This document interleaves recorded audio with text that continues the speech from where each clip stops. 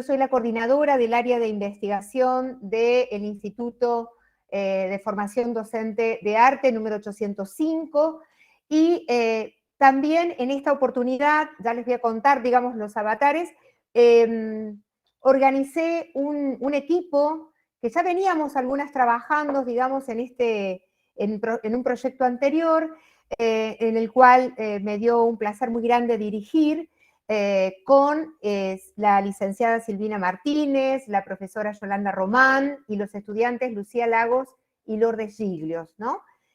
Todos profesores en el primer caso y estudiantes avanzados de la institución, ¿no? 805.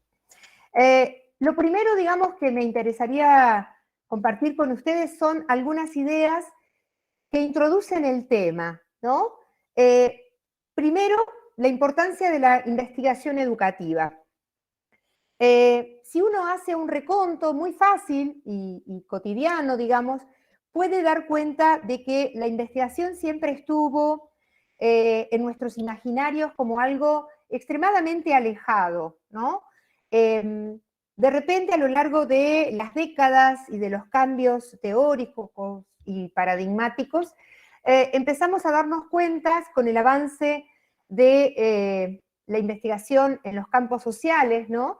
Que se iba acercando justamente a los entornos absolutamente humanos, ¿sí? Y al fenómeno de la educación, también de la mano de la investigación social, como un torrente de, digamos, de problemáticas para investigar, ¿no? Entonces, cada vez sentimos, sin lugar a dudas, que la investigación está más cerca de nuestra mano, de nuestras ideas, de nuestras preguntas.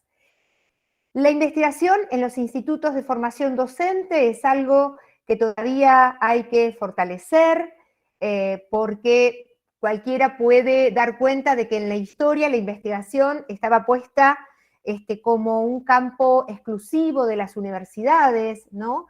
Hace muchas décadas que se intenta que la investigación en los institutos de formación docente tenga un peso fuerte, porque justamente es el recurso, la herramienta que nos va a permitir estudiar nuestras propias problemáticas, identificarlas y buscar posibles soluciones dentro de ellas, ¿no? Otras de las improntas, digamos, que hacen encuadre a este tema es la investigación como instancia formativa. No solamente la investigación se tiene que instalar fuertemente en los institutos de formación docente, sino que tiene que fortalecer la formación inicial de los futuros docentes, ¿no? En este caso, la investigación se transformó en una experiencia epistemológica, ¿no? De construcción de conocimientos, tanto para los docentes, ¿sí? Porque apuntala la formación continua, ¿sí? Empiezan, digamos, a tener experiencias, los profes que me acompañaron en este caso y cualquier profe que se sume, digamos, a un proyecto de investigación, aparece como relevante la posibilidad de continuar estudiando acorde a algunos intereses que se van planteando. Entonces, por más que no tenga puntaje, ¿no? Como se dice por ahí, como es el recurso que se tiene para los proyectos de capacitación, esto también, de alguna manera, es una instancia formativa para los docentes, ¿no? Ni hablar para los estudiantes que deciden sumarse a los equipos de investigación, porque para ellos, además de las cátedras de investigación que tienen, digamos, dentro de sus diseños curriculares, eso fortalece muchísimo más las alternativas de aprendizaje de este puntal. La investigación es el recurso, ¿sí?, para sobrellevar las instancias críticas, como la que hemos llevado adelante, ¿sí? Es la instancia primordial para poder identificar los avatares de épocas, ¿no? Recuerden, digamos, me gusta definir los campos educativos como campos absolutamente dinámicos, absolutamente atravesados por dos grandes corrientes. Fíjese qué interesante, ¿no? Cualquiera de los que están aquí presentes podrán pensar en sus ejercicios profesionales dentro del campo educativo. La investigación educativa, el fenómeno de la educación en sí, es un fenómeno que tiene, que presenta la capacidad de historizarse a través de los siglos, ¿sí? Desde que se organizó el sistema educativo, pero a la vez presenta una susceptibilidad extraordinaria a los cambios de época, a los avatares económicos, a los avatares sociales, ¿no? a los avatares propios e internos de la educación en sí. O sea que es un fenómeno absolutamente rico para investigar, multifacético y de constante dinámica. Nada queda quieto dentro del campo educativo y creo que la pandemia nos puso frente a esa realidad y, digamos, dinámico, cambiante, constante, ¿sí? Y necesario, por otro lado, ¿no? Por el lugar que ocupa la educación en cualquier estado. ¿Cómo no investigar entonces en tiempos de pandemia, digamos, con estas ideas que subyacen como encuadre, como les decía, ¿no?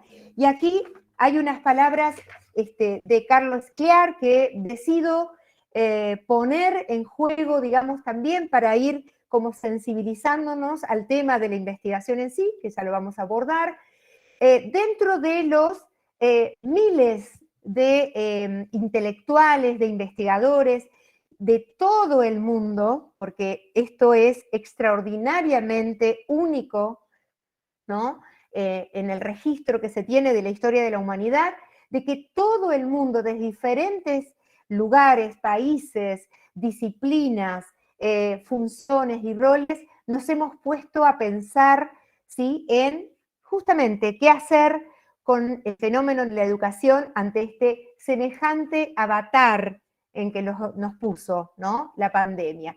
En el 2020 y al principio del ASPO, ¿no?, de esas normativas que atravesaban nuestros modos de vida sin tapujos, ¿no?, con los fines sanitarios, con las normativas de cuidado, pero atravesó absolutamente todos nuestros campos de hacer y de ser humano.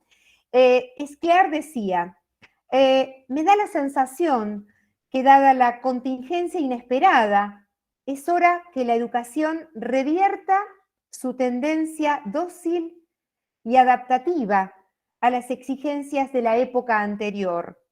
El conocimiento lucrativo, la aceleración del tiempo, la hipertecnología, el vínculo utilitario entre competencias y mercados, etcétera, ¿no?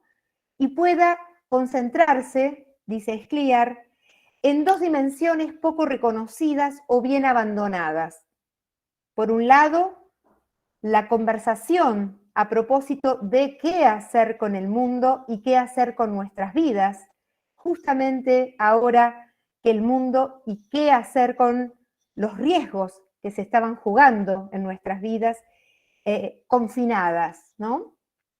Por otro lado, el hacer juntos que nos devuelven el tiempo liberado, ¿no? La narración, el arte, la lectura, el juego, la filosofía. Y atrevidamente podríamos agregar la posibilidad de indagar juntos nuestros entornos profesionales, ¿no? Y ante estas palabras, abro una de las primeras preguntas, ¿no? Porque no hay que dejar de preguntarse ante estas situaciones de época, ¿acaso no tenemos la obligación de mirar nuestros mundos educativos a contraluz de este tiempo, desarmar lo que haya que desarmar y reconstruir con los cambios que se necesitan para un futuro con mejores perspectivas? Este mundo estaba complejo, ya sabíamos que era complejo, pero con esta pandemia quedaron a flor de piel, ¿no? En crudo, podríamos decir, las variables que quedan entramadas, que se tensan y se anudan, ¿no? Donde la investigación educativa justamente en ese contexto permite visibilizar mejor esos hilos, analizarlos e interpretarlos, buscar caminos potenciales para la renovación, los reacomodos y las rupturas necesarias. Bien, una investigación en contexto, decíamos. La investigación que vamos a poner ahora, ¿no?, sobre la mesa para que ustedes tengan la posibilidad, primero, de conocerla, segundo, de relacionar las aristas, las dimensiones que entraron en juego en ella, ¿no?, con una autorreflexión, con una capacidad de mirar cada uno de nuestros entornos inmediatos, de lo que fue el 2020, de lo que empezó siendo el 2021, de lo que es ahora, ¿no?, en esta posibilidad de apertura otra vez a los campos presenciales, a lo ya conocido, ¿no? Esta investigación surge en un movimiento abrupto, tal como fue la pandemia, ¿no? Allá en marzo nosotros teníamos, como dije antes, otra investigación en juego, pero que trataba del terreno. Cuando aparece esto de la pandemia, las normativas y todo, digamos, lo que entró en juego, inmediatamente viramos hacia el contexto inmediato, ¿no? Yo le planteé al equipo que veníamos trabajando y ellos, fieles a la investigación, dijeron, sí, vamos para adelante. No sabíamos exactamente hasta cuándo iba a llegar el ASPO, ¿no?, ni las alternativas que iban apareciendo de educación virtualizada, pero pusimos en marcha un nuevo problema de aprendizaje, ¿no? Lo denominamos, el tema de la investigación es justamente los efectos de aislamiento social preventivo y obligatorio y la educación virtualizada sobre los parámetros estructurantes para el aprendizaje formativo del estudiante de nivel superior, ¿no?, justamente dentro de la comunidad de la 805. La población que se tomó en cuenta justamente para esta investigación fueron todos los estudiantes que hacen en la comunidad de la 805, que contempla los profesorados de artes visuales, música y artes visuales, y teatro, hay un error ahí en la filmina, y la tecnicatura en locución, es decir, toda la población. Quedó conformada una muestra de toda la población del 36,6% de estudiantes, insisto, de la población general, contemplando 177 encuestas respondidas. El instrumento de recolección de datos fue una encuesta de formulario de Google, ¿no?, que les llegó, obviamente, a través de los mails a toda la población, ¿sí?, de primero a cuarto año de lo que son las carreras de profesorado y de primero al tercer año de la tecnicatura en locución. Estamos hablando de la segunda quincena de abril y la primera de mayo de 2020, ¿no? Ahí es donde se dio la toma, la recolección de datos, es decir, en plena ebullición del desconcierto, que estábamos ahí pensando cómo sortear esto que, que se iba viviendo paso a paso, que tocaba nuestras expectativas a diario, ¿no?, en esto de creer que ya iba a pasar, en esto de creer que no iba a pasar, en esto de pensar cuándo iba a pasar esto del ASPO, ¿no?, del aislamiento y las normativas sanitarias. Hubo una pregunta y a la vez un objetivo, ¿no?, como toda investigación lo tiene. ¿Cuáles fueron los parámetros del aprendizaje formativo más afectados por el ASPO y la educación virtualizada? Hay unos conceptos claves que está bueno ponerlos a consideración para que se vayan entendiendo luego los resultados, ¿sí? La palabra efectos fue, y ustedes lo pueden comprobar, poniendo en Google efectos de la pandemia, efectos del COVID, fue un término que adquiere una relevancia imperiosa en estos primeros tiempos de pandemia, porque remite justamente a las consecuencias. O sea, ¿qué pasaba justamente con enfrentar estas nuevas formas de vida, ¿no? Aislamiento, lo virtual en los aspectos educativos, ¿no? Y había que registrar con una como si fuese un mandato interno, ¿no? ¿Qué pasaba, ¿sí?, con justamente las consecuencias que iban generándose? Otro concepto clave es el ASPO, que me parece que no requiere tanta explicación porque todos lo hemos aprendido a rajatabla.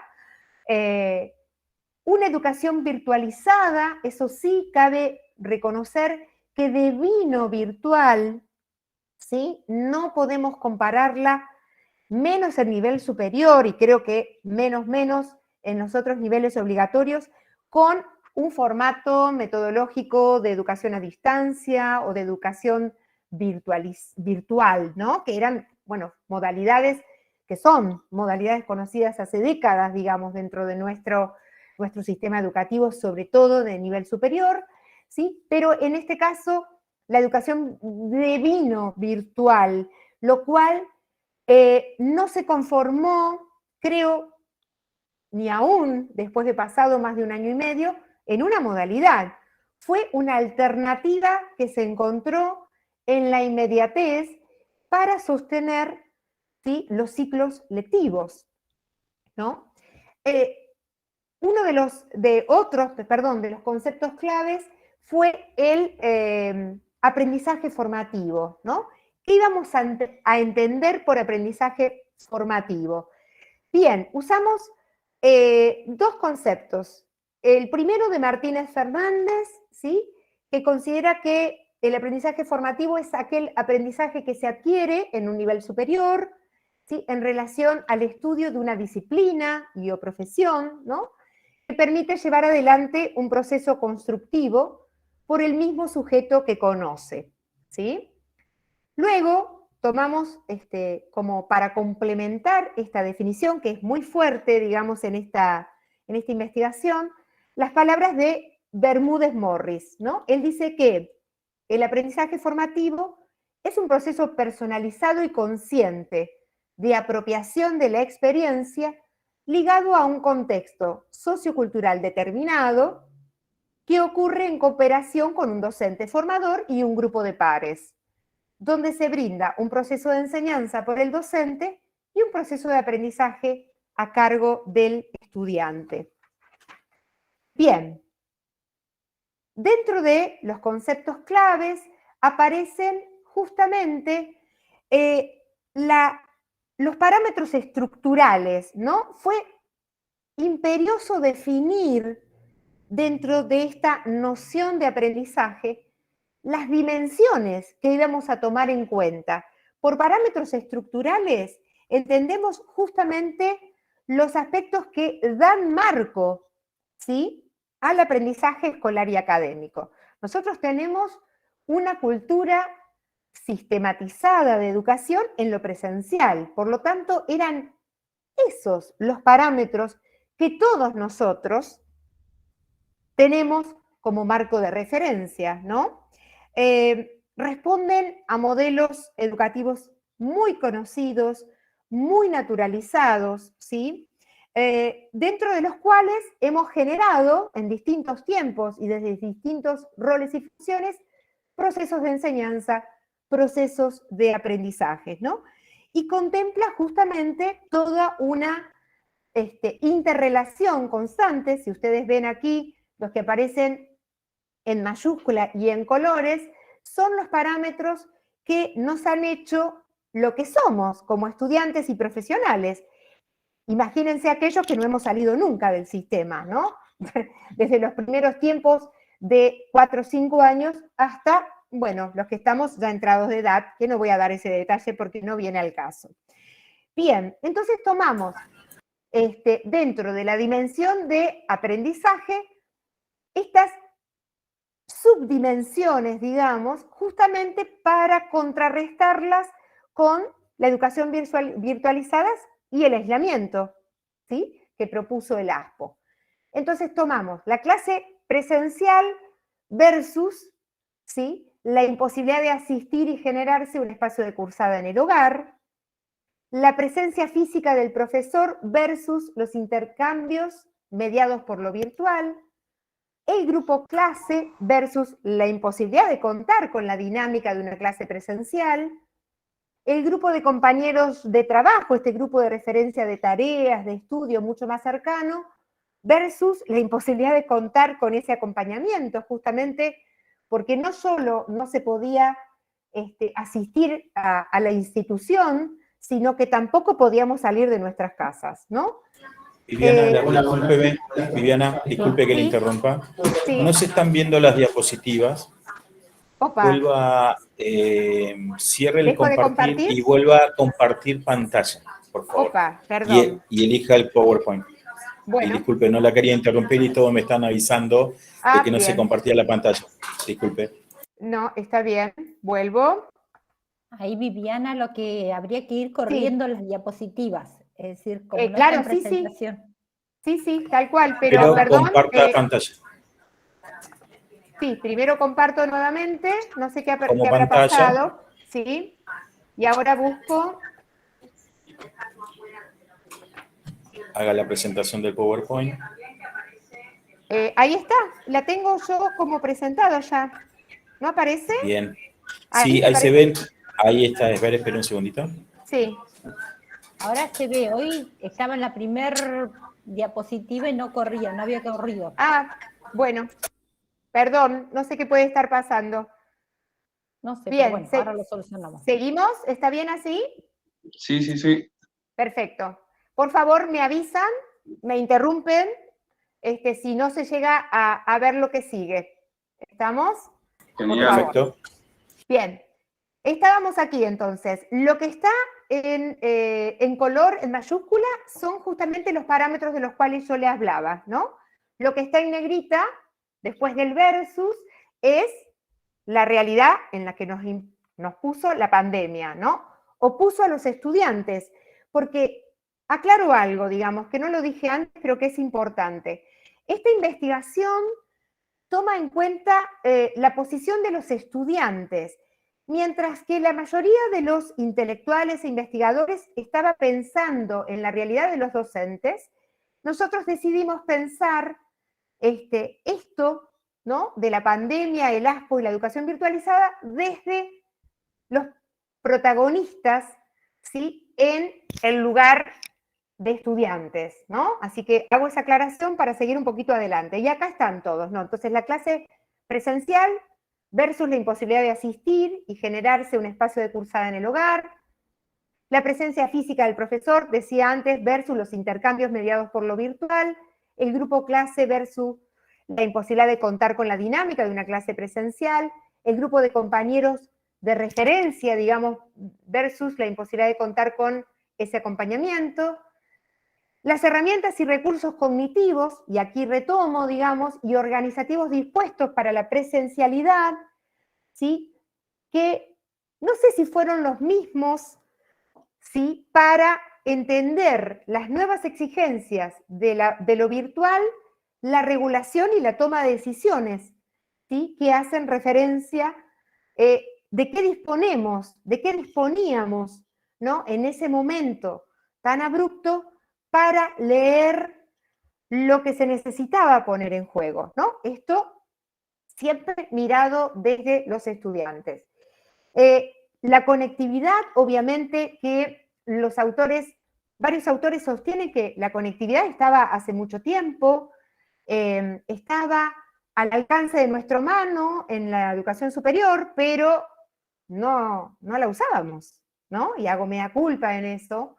Ni los profesores presentábamos los recursos tecnológicos como una posibilidad de pensar nuestras clases, ¿sí?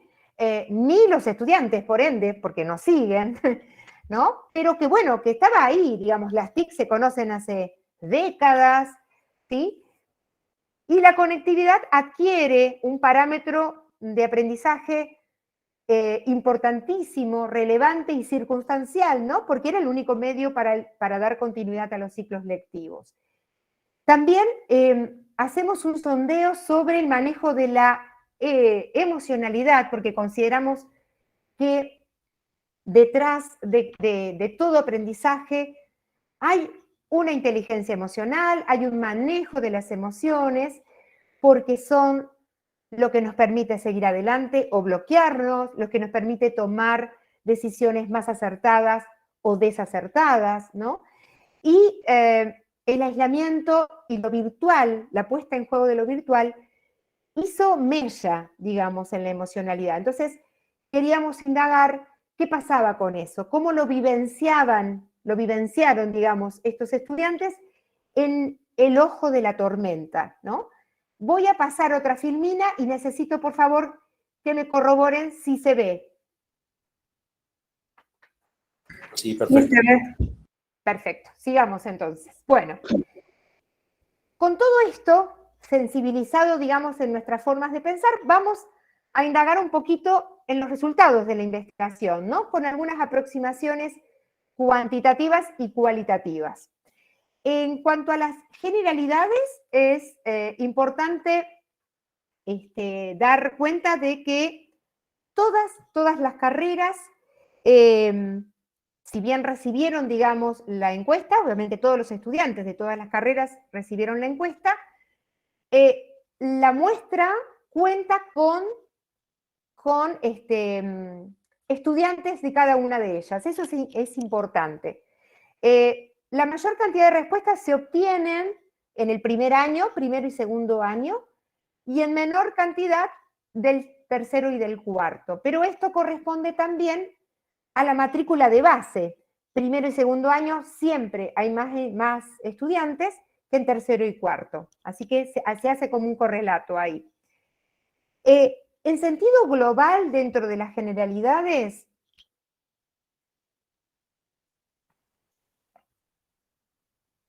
es posible decir que todos los parámetros nombrados anteriormente tuvieron un efecto. Ahora vamos a ver cuál es más, ¿no? Porque ese era el objetivo. Nosotros partíamos de alguna forma sabiendo que todos los parámetros iban a estar afectados, pero queríamos saber cuál de ellos quedaba como más identificado, ¿no? ¿Qué es o cuál es el aspecto que los estudiantes entendieron como la mayor dificultad? Todos los integrantes de esta muestra, que alcanza como decíamos antes, vuelvo a recabar el dato, ¿no? Un 36,6% de la población total, medianamente significativa, pero considerando por ahí unos datos que sobrevienen después, ¿no? De la deserción, el abandono, creemos que es importante y que vale la pena, digamos, rescatarla, creyendo justamente que estos resultados que vamos a compartir ahora nos deben permitir pensar en las realidades de la formación superior, ¿no? De qué pasó en el 2020 con la formación superior. Así que vamos a pensar justamente, y vamos a pensarnos, porque insisto, si bien el foco de esta investigación está puesto en los estudiantes, en sus miradas, en lo que ellos pudieron dar cuenta de todo este tiempo, este evento, ¿no? Tan extraordinario, creo que si tomamos en cuenta estos parámetros, también podemos hacer asociaciones en lo personal. ¿Qué nos pasó a nosotros, no? Si pensamos que el ejercicio de la docencia no es solamente organizar procesos de enseñanza, sino también seguir aprendiendo, ¿no? Estamos todo el tiempo activos en esos procesos. Creo que nos va a servir a todos los que estamos hoy presentes, ¿sí? Para pensarnos a ver cuál fue el aspecto que más se jugó en cada uno de nosotros, ¿sí? Así que también los invito a que pudieran pensar esos aspectos. Bien, vamos entonces a las especificaciones, acorde a los resultados obtenidos en la indagación, de cada parámetro en particular. Vamos a ello. Están identificados por el color, ¿sí? Así que vamos con el primero. Rápidamente yo voy a plantear algunos porcentajes, pero son mínimos, digamos, los que voy a nombrar, son generales, ¿no? Solamente para que nos dé una idea proporcional, ¿no? De toda la comunidad. Sobre la imposibilidad de asistir a una clase presencial y la exigencia de crear un lugar óptimo, ¿no? Para seguir las cursadas en los hogares, el 52% de los estudiantes, siempre recuerden que es de la muestra, ¿no? Dan cuenta de que tenían un lugar medianamente óptimo en sus hogares para responder a las clases virtualizadas. Un 46,6% responde que a veces, ¿sí?, cuentan con un espacio propicio, es decir, que no es permanente, y eso lo podemos pensar fácilmente en nuestras realidades de tránsito por la pandemia, cuando, bueno, convivimos con el resto de la familia, ¿no? Y con las necesidades escolares y académicas también del resto de la familia, ¿no? Si bien se sintió el efecto, sin dudas, sobre este parámetro, necesitándose justamente el armado de otro encuadre, ¿no?, de cursada, no lo consideramos que fue problemático esto. De alguna u otra manera, la mayoría de los estudiantes de esta muestra logró resolver en primer momento o después, digamos, cuando se presentaron esas exigencias, tener un lugarcito, un rinconcito en los hogares para, bueno, seguir con las cursadas, conectarse y guardar todo el material, ¿no?, que implica justamente una cursada de nivel superior. Vamos al segundo parámetro, sobre la ausencia física del profesor. Aquí contamos con un 58% que plantea una valoración de efecto alto, es decir, que considera en una escala del 1 al 10, del 6 para adelante, para arriba, digamos, un gran efecto, ¿sí?, de la ausencia física del profesor. Quiero que nos detengamos a pensar en esto. La población que me acompaña hoy, digamos, de asistentes, estuve así como hojeando un poquito el listado, la mayoría son docentes o estudiantes, o sea que para algunos podrán conectar, digamos, este parámetro con sus lugares, ¿sí?, de estudiante, y por lo tanto la dependencia de esa presencia física, ¿no?, del profesor, y para aquellos que son docentes, bueno, delimitar un poco la importancia que tuvo, ¿sí?, la ausencia física del ejercicio, ¿no?, o en el ejercicio de los procesos de enseñanza.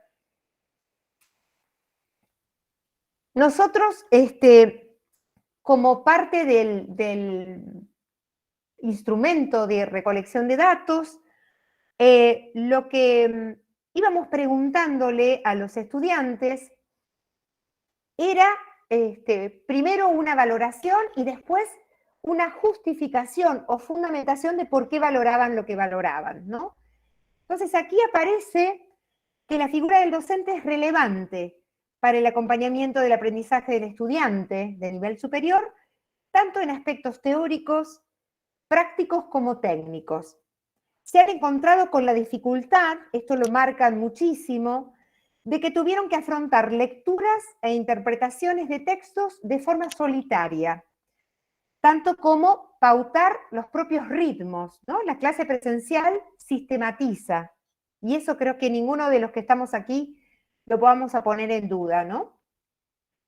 A la ausencia de esa sistematización o al cambio de esa sistematización, los estudiantes se vieron obligados a organizar sus propios tiempos, y eso fue un efecto importante para ellos. No les resultó para nada sencillo, ¿no?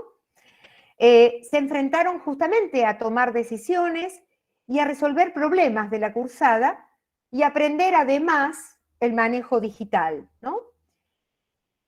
Vuelve a aparecer entonces un modelo tradicional donde la figura del docente es central, digamos, ¿no?, para estructurar no solamente los procesos de enseñanza, sino que parece ser fundamental para marcar el paso, ¿no?, de los estudiantes de nivel superior, del propio aprendizaje formativo, ¿no?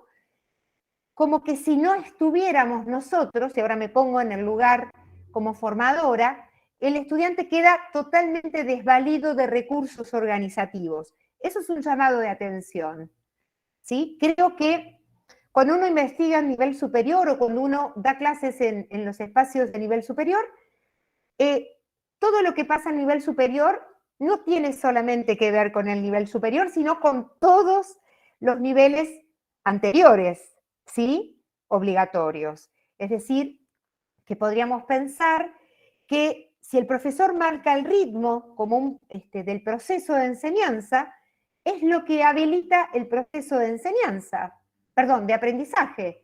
Si el proceso de enseñanza no está, el aprendizaje queda totalmente dependiente, ¿no?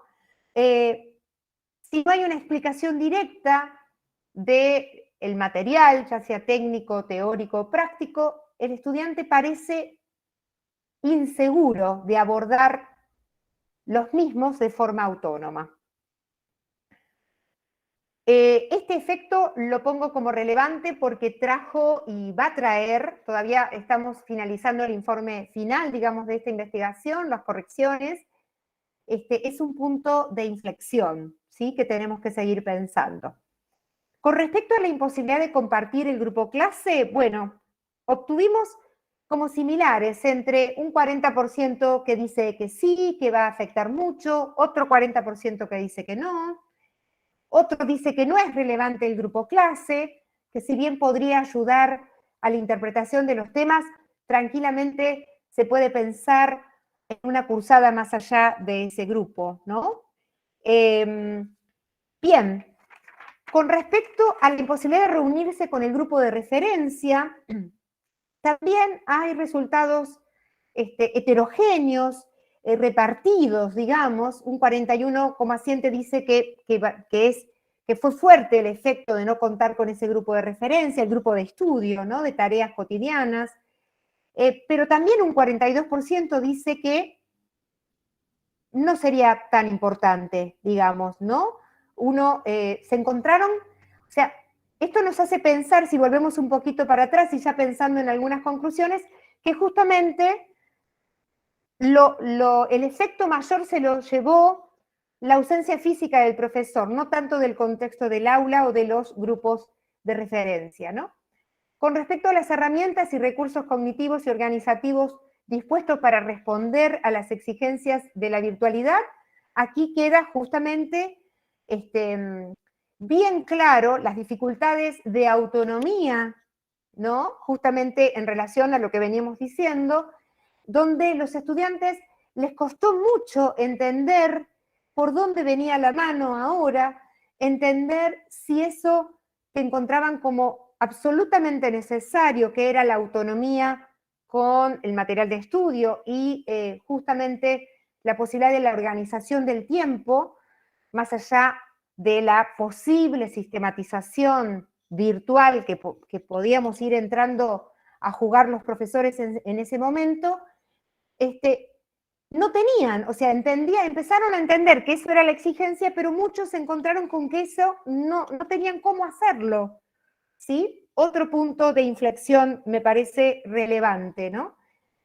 La conectividad como único medio, digamos, para continuar el ciclo lectivo, aquí se presenta un sesgo de la investigación, obviamente porque los que respondieron contaban con cierto margen de conectividad, si no, no hubiesen podido responder, pero a la vez se puede leer al revés, al menos el 36% del total de la población contaba con recursos, ¿no?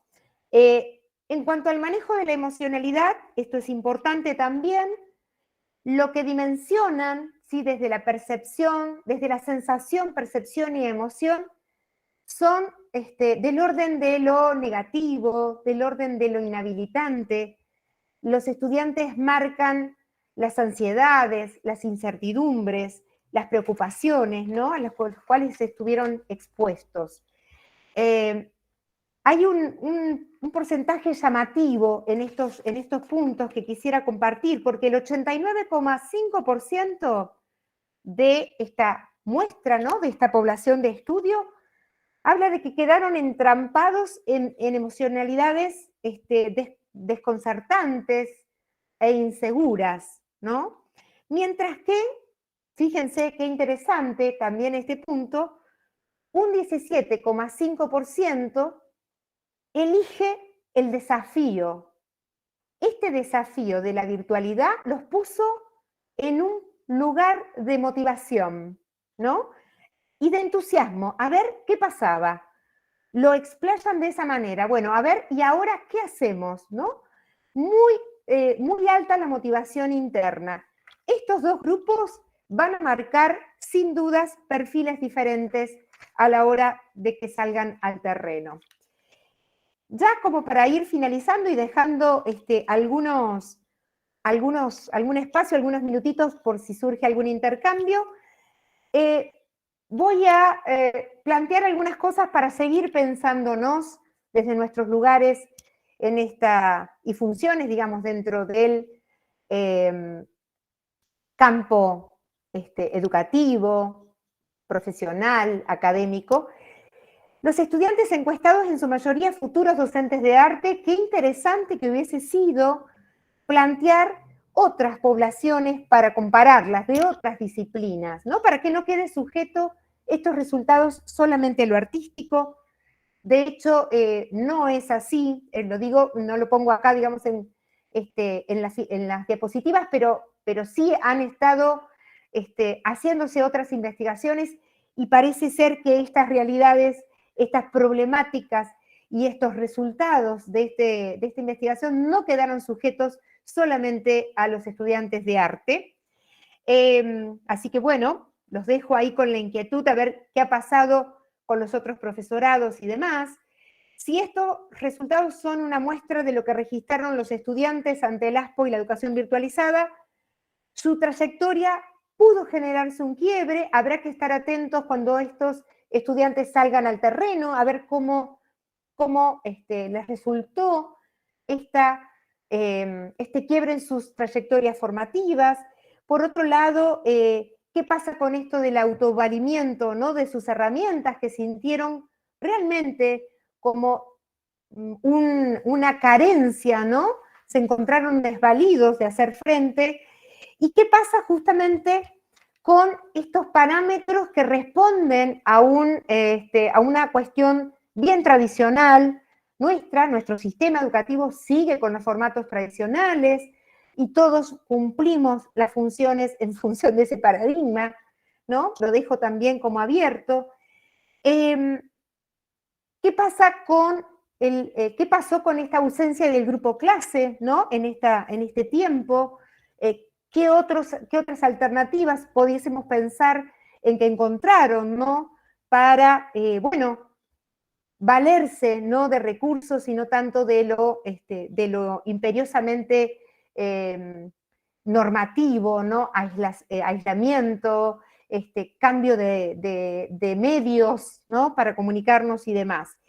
¿Se podrá pensar en estos nuevos modelos híbridos, ¿no?, tal como lo plantea este congreso virtual, que haya distintos resultados finalmente de los profes, de los futuros docentes que salgan al ruedo en función de cómo vivenciaron, de cómo resolvieron esta instancia, este año y medio que se plantea, ¿no? Cómo resolvieron la continuidad de sus cursadas, cómo resolvieron sus trayectorias, ¿sí? Y qué dimensiones ellos mismos pudieron hacer de la misma, ¿no?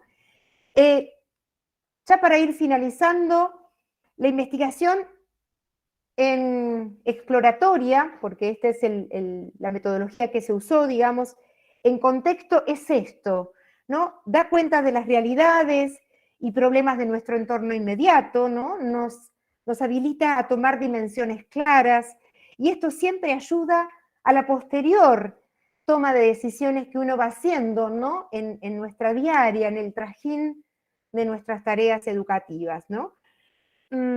Me pregunto qué posiciones podríamos tomar en la formación profesional, qué posiciones van a tomar estos estudiantes frente a su aprendizaje formativo, ¿no? Y qué realidades, ajustes se pudieron aprender, ¿no? Tanto docentes como estudiantes, ¿no? En este trayecto transitado de pandemia, que, bueno, empezamos a vislumbrar una suerte de pospandemia. Ojalá que sea así. Bueno, muchísimas gracias por este espacio. Espero haber sido clara, perdón el error técnico, desde aquí no se podía visualizar, gracias por advertirlo a los organizadores. Y bueno, esto es todo, dejo de compartir, así nos vemos un poquito. Bueno, Viviana, muchísimas gracias a todos los participantes.